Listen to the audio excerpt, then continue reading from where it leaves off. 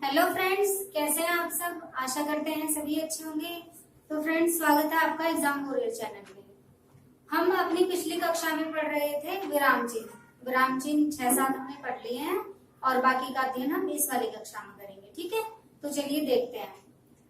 आज है हमारा ये सातवां विराम चिन्ह होता है योजक चिन्ह, यानी कि हाइफन जिसे बोलते हैं। ये छोटा सा इस तरह का निशान लगा हुआ होता है शब्दों के बीच में। ठीक है, वो कैसे होता है? ये जो होता है मतलब कि सामाजिक शब्द जैसे कि द्वित होते हैं या फिर सहचर होते हैं। सहचर कौन कौन से होते हैं? जैसे कि मैं बोलूं माता पिता, माता पिता, भाई बहन, भाई बहन। तो ये वाला जो चिन्ह है ना, ये इसे बोलते हैं हम योजक चिन्ह या फिर हाइफन।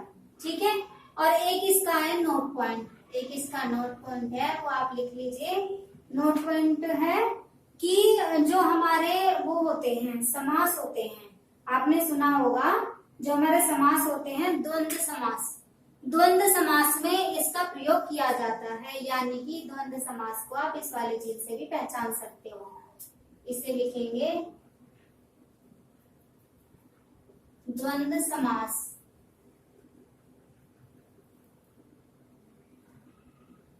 द्वंद्व समास में प्रयोग किया जाता है इस वाले योजक चिन्ह का। ठीक है, तो इसकी वो समझ में आ गई होगी आपको, यानी कि परिभाषा कि ये कहाँ कहाँ पे कैसे कैसे प्रयोग में आता है। नेक्स्ट देखते हैं। आठवां चिन्ह है हमारा, आठवां विराम चिन्ह है हमारा निर्देशक चिन्ह। निर्देशक चिन्ह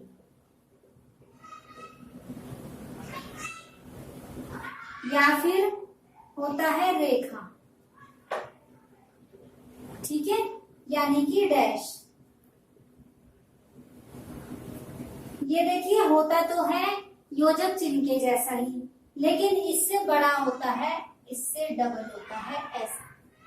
ठीक है, ये कहाँ कहाँ पे प्रयोग होता है?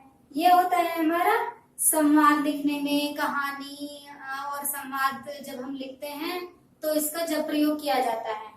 और कुछ और विशेषताएं इसकी, जैसे मैंने बोला बोलना, बताना शब्दों के बाद, जैसे कि किसी प्रकार की सूची या फिर व्याख्या। जैसे हम वो लिखते हैं ना, मतलब क्वेश्चन प्रश्न का उत्तर जब हम लिखते हैं तो उसमें लिखते हैं व्याख्या। किसी की व्याख्या है कुछ लिखे तो ये लगा देते हैं कि आगे ये व्याख्या। ठीक है, तो ये निर्देश देता है, ये वाला चिन्ह निर्देश देता है कि आगे व्याख्या है, कहानी है या फिर संवाद है। ठीक है, ये वहां पर प्रयोग होता है किसी प्रकार की सूची से पहले, व्याख्या से पहले, संवाद लिखने से पहले। ठीक है, बोलने से पहले, कोई चीज हम बताते हैं उन सब चीजों से पहले। जैसे मैं लिखूं उदाहरण, श्याम तुम कहाँ पढ़ते हो? कहाँ पढ़ते हो? श्याम तुम कहाँ पढ़ते हो? तो यहाँ पे आ गया कि श्याम से पूछा है कि तुम कहाँ पढ़ते हो। ठीक है, और देखिए हम उदाहरण, जैसे मैंने बोला तुलसी जी ने कहा।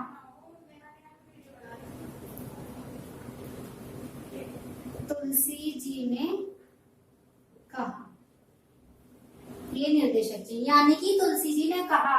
जो कहा होगा वो इस निर्देशक चिन्ह के बाद आया है, निर्देश दिया है कि उन्होंने कुछ कहा है, ये निर्देश दिया है। ठीक है, इसके बाद है पास होने वाले विद्यार्थी का नाम। जैसे उस पर लिखा हुआ था रिजल्ट में, पास होने वाले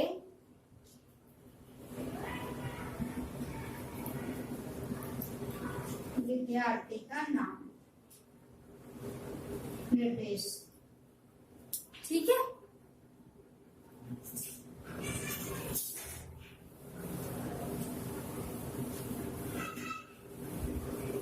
ये दोनों चीज समझ में आ गए होंगे आपको। अब चलते हैं आगे की तरफ। 9वां चिन्ह है हमारा लाघव चिन्ह या फिर संक्षेप। लाघव या संक्षेप चिन्ह। ये कैसा होता है? ये होता है जीरो की तरह, जीरो की तरह इसकी बनावट होती है। ठीक है, साइन ऑफ एब्रिविएशन इसे बोलते हैं। ठीक है, साइन ऑफ एब्रिविएशन, लाघव चिन्ह या फिर संक्षेप में जब हम किन्हीं शब्द को, नाम को, किसी चीज को जब हम छोटा करके लिखते हैं तो उसे लाघव चिन्ह बोलते हैं। ठीक है, जैसे मैं लिखूं यहाँ पे उपाधि वगैरह जो होती हैं, जैसे लिखा डॉक्टर, तो ऐसे लिख दिया पंडित। जैसे नाम होते हैं जयपुर नगर निगम, आपने सुना होगा उत्तर प्रदेश नगर निगम, तो फिर पूरा नहीं लिखा जाता, ऐसे लिखा जाता उत्तर प्रदेश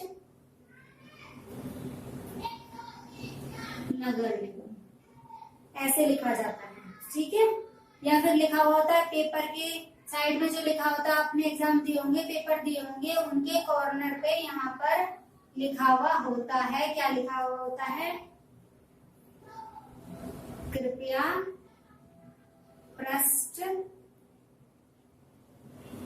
पृष्ठ उल्टे। तो यानी कि पूरा लिखा हुआ नहीं होता है, शब्द को संक्षेप में लिखने के लिए, छोटा लिखने के लिए हम इस चिन्ह का प्रयोग करते हैं। ठीक है, 10वां है हमारा विराम चिन्ह, कोष्टक चिन्ह या फिर ब्रैकेट चिन्ह। ब्रैकेट 3 होते हैं, ये आपने गणित में भी पढ़ा होगा, जो चैप्टर होता है सिंप्लीफिकेशन। ठीक है, उसमें आते हैं, घातांक करनी में आते हैं, घातांक करनी में मोस्टली आते हैं। 3 होते हैं, एक तो होता है ये वाला, इसे बोलते हैं हम छोटा ब्रैकेट, स्मॉल ब्रैकेट। एक होता है ये वाला,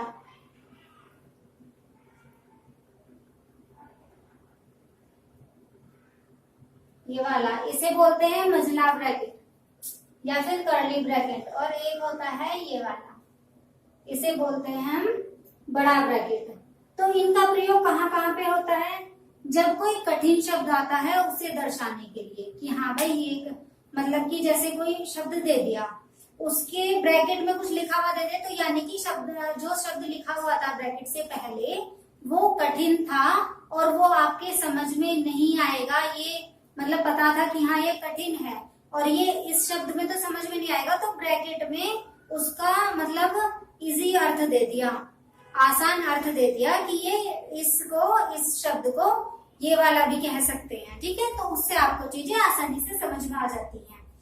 और या फिर कर देते हैं नाटक में, जब कोई नाटक होता है, नाटक में कोई पात्र होता है, उसका चित्रण वगैरह करने के लिए वहां पे भी इनका प्रयोग होता है। ठीक है, जैसे मैं बोलूं, मैंने शब्द लिखा, जो मैं चीज बता रही थी वो मैं आपको वैसे बता देती हूँ। जैसे कि मैंने कोई शब्द लिखा निरंतर, निरंतर।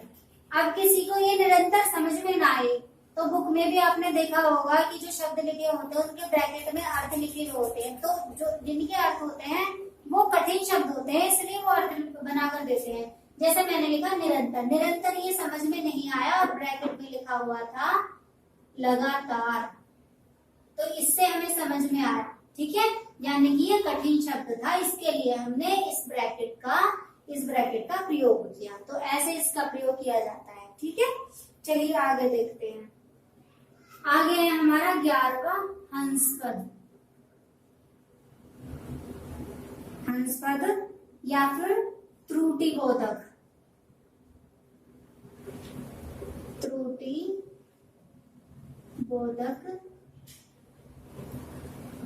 चिन्ह। ये होता है, ये वाला चिन्ह लगाते हैं। ठीक है, उल्टा वी, उल्टा वी होता है ये छोटा सा ऐसा। ठीक है, ये सिर्फ याद करने के लिए, समझने के लिए चीजें होती हैं, तो इन चीजों का आप ध्यान रखिएगा। ये ऐसे वी की शेप में बनता है, जैसे वी हम ऐसे बनाते हैं ना, ऐसे, तो ऐसे ना बन के इस तरह से बनता है। ठीक है, इनका प्रयोग कहाँ होता है? जैसे हमने कोई लाइन लिखी, कोई हमने वाक्य लिख दिया, या फिर हम अपने मतलब कि क्लास में कुछ लिख रहे हैं, उसमें कुछ छूट जाता है, तो फिर हम इसे लगा के और उसके ऊपर लिख देते हैं, तो यानी कि ये वाक्य के बीच में ये वाला शब्द भी था, वहां पे इसका प्रयोग करते हैं कोई चीज छूट जाने पर। ठीक है, जैसे मैं लिखूं, अचानक सीढ़ियों पर उसका पैर फिसल गया। अचानक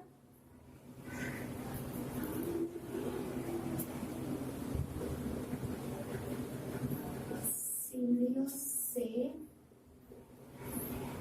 उसका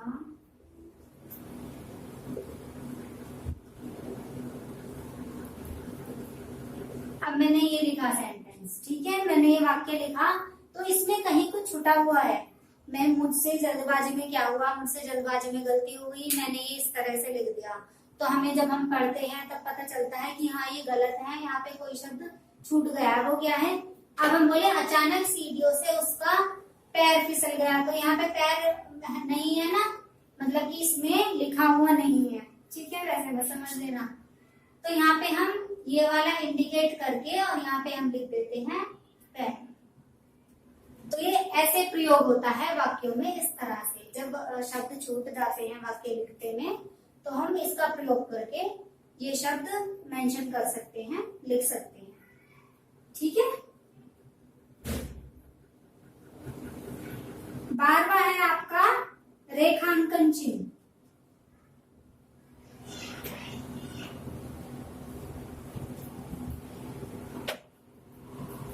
रेखांकन चिन्ह, रेखांकन चिन्ह कैसा होता है, ये रेखा की तरह ऐसे होता है, ऐसे इस तरह से। और वो जो मैंने आपको बताया था एक चिन्ह और इसी तरह का पहले निर्देशक, तो वो तो होता है बिल्कुल बीच में, जैसे ये लाइन है इसके बिल्कुल बीच में होगा, और ये होता है बिल्कुल रेखांकन, रेखा पे बिल्कुल नीचे, रेखा पे बिल्कुल नीचे होता है ये वाला चिन्ह, ठीक है। इसका प्रयोग हम कब करते हैं, जैसे वाक्यों को रेखांकित करने के लिए कोई चीज हम लिखते हैं, हमें पता है कि एक वाक्य में से मतलब कि कोई हमने वो लिखा, पैराग्राफ लिखा, उसमें पता चला कि एक वाक्य बहुत महत्वपूर्ण है, तो हम क्या करते हैं, ऐसे उसे अंडरलाइन कर देते हैं। तो जो नीचे ऐसे अंडरलाइन करते हैं ना, वो महत्वपूर्ण हो जाता है, और हम जब रिवीजन करेंगे, दोहराएंगे चीजों को, तो उन्हें याद भी रखते हैं कि हाँ भाई ये महत्वपूर्ण था, तो ये तो पढ़ना ही पढ़ना है। तो उसी के लिए इसका प्रयोग होता है, महत्वपूर्ण चीजें दर्शाने के लिए ऐसे अंडरलाइन करते हैं। तो ये रेखा के नीचे है, दोनों को मिक्स मत कर देना, वो वाला था हमारा निर्देश देने के लिए, यानी कि ऐसे बिल्कुल लाइन के बीच में आएगा, इससे हमें पता चलेगी कि इसके बाद में कुछ बात है जो हमें पढ़नी है, इसके बाद में भी कुछ है, और इसे हम जो शब्द होगा या वाक्य होगा उसे अंडरलाइन करने के लिए प्रयोग करेंगे, महत्वपूर्ण चीजों को अंडरलाइन करेंगे, ठीक है। जैसे मैं सेंटेंस लिख दूं, राजा राम मोहन राय, मतलब कि पूरा कुछ वाक्य लिखा, 2-4 लाइनें लिख दी, उसमें से हमें दिखा कि हाँ इसमें से ये वाली लाइन महत्वपूर्ण है, तो हमने उसी लाइन को अंडरलाइन कर दिया, ठीक है। आगे आपका ये लोक सूचक या फिर लोक निर्देश चिन्ह, लोक निर्देशक चिन्ह, ठीक है। ये कैसा होता है, इसमें ऐसे डॉट डॉट बिंदी बिंदी ऐसे लगी हुई होती है, इस तरह से होता है ये चिन्ह। इनका ये चिन्ह वैसे ही नहीं है कि किसी ने ऐसे पढ़ा दिए या फिर आप ये सोचे कि इनका कहीं प्रयोग नहीं होता, ये सारे प्रयोग में लाए जाते हैं, और इन चिन्हों के ऊपर प्रश्न भी आते हैं परीक्षा में, कि वो पूछ लेता है, एक वाक्य दे देंगे कि बताइए इनमें, मतलब शुद्ध अशुद्ध में देते हैं, शुद्ध अशुद्ध में बहुत ज्यादा प्रयोग होता है इन चिन्हों का, वो क्या करते हैं शुद्ध अशुद्ध दे देंगे कि इसमें से कौन सा सही है। तो जो मतलब कहीं कहीं तो शब्द गलत होते हैं, तो वो तो आप चीजें आसानी से पहचान जाओगे, लेकिन कहीं कहीं ऐसा होता है कि चिन्हों को भी इंडिकेट किया जाता है, दर्शाया जाता है कि एक शब्द के बाद मतलब कहाँ कौन सा चिन्ह आना चाहिए। तो जब आपको ये पता होंगे, पढ़े होंगे आपने, इनका ज्ञान होगा आपको, तभी तो आप शुद्ध शुद्ध वो पहचान पाएंगे, शुद्ध शुद्ध आप, ठीक है ना। तो ये है हमारा 13वां लोक निर्देशक चिन्ह, ये इस प्रकार का होता है, मैंने आपको बता दिया है। इसमें जैसे कि हमने कोई लाइन लिखी, उसमें कुछ मतलब कि उसमें कुछ अंश छोड़ दिया, तो तब इसका प्रयोग करते हैं। जैसे कि मैं लिखूं, भारत इसमें कुछ छोड़ दिया, देश है, भारत देश है। ये इसे फिल इन द ब्लैंक्स भी बोलते हैं, यानी कि रिक्त स्थान। रिक्त स्थान में भी इसका प्रयोग होता है। कोई शब्द दिया, जैसे मैंने ये दे दिया और नीचे ऑप्शन दे दूं, ऐसे मतलब क्वेश्चन आएंगे नहीं, लेकिन इसमें से ऐसे क्वेश्चन नहीं आएंगे जैसा मैं आपको अब बता रही हूँ। ये बच्चों के लिए होते हैं कि हाँ रिक्त स्थान दे दिया और नीचे ऑप्शन दे दिए कि हाँ यहाँ पे क्या आना चाहिए, उसके लिए ये वाला चिन्ह प्रयोग होता है। ठीक है, जैसे मैं लिखूं यहाँ पे, भारत मेरा देश है। नेक्स्ट चिन्ह है हमारा विवरण चिन्ह।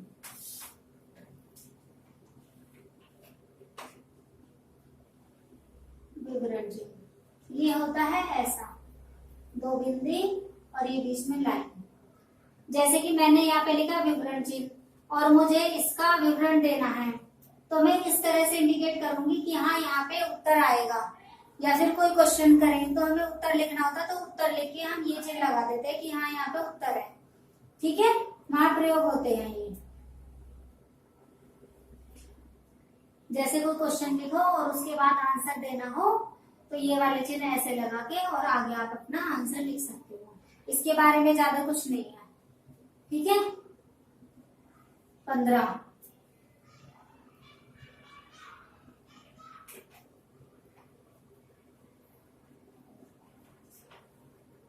अगला है हमारा अपूर्ण विराम।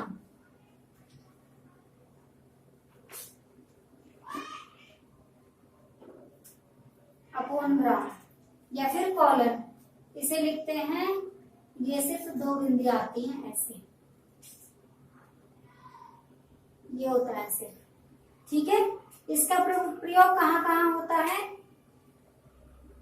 जैसे मतलब कि वक्तव्य होते हैं या फिर दो चीजें होती हैं, उन्हें अलग अलग इंडिकेट करने के लिए, अलग अलग दर्शाने के लिए इनका प्रयोग बीच में किया जाता है।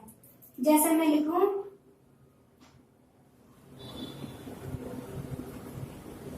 दहेज प्रथा,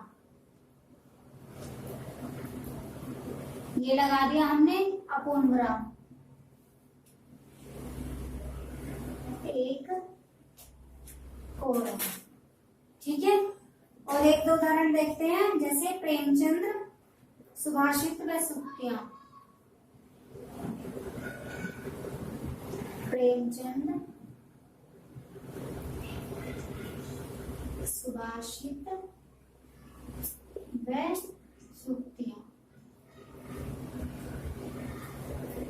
यानी कि दो बात हैं और ये अलग अलग हैं दोनों, उन्हें दर्शाने के लिए इसका प्रयोग मध्य में होता है। समझ में आई होगी इतनी बात। आगे देखते हैं, अगला विराम चिन्ह है हमारा तुल्यात्मक।